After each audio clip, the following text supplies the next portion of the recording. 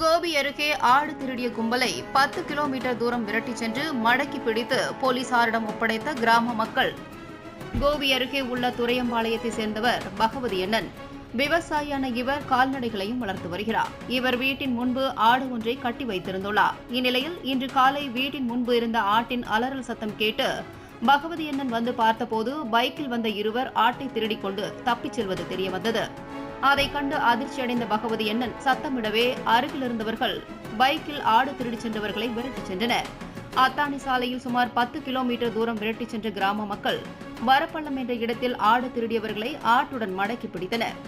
அதைத் தொடர்ந்து பங்களாபுதூர் போலீசாருக்கு இது குறித்து கிராம மக்கள் அளித்த தகவலின் அடிப்படையில் அங்கு சென்ற போலீசார் ஆடு திருடிய பங்களாபுதூர் கணக்கம்பாளையத்தை சேர்ந்த நடராஜ் மகன் வேலுமணி மற்றும் அதே பகுதியைச் சேர்ந்த நாகராஜ் மகன் கோபிநாத் ஆகியோரை கைது செய்து காவல் நிலையம் அழைத்து வந்தனர்.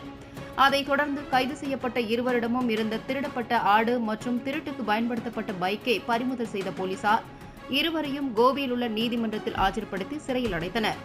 அதிகாலை நேரத்தில் ஆடு திருடியவர்களை கிராம மக்களை விரட்டி பிடித்து போலீசாரிடம் ஒப்படைத்த சம்பவம் பரபரப்பை ஏற்படுத்தியது.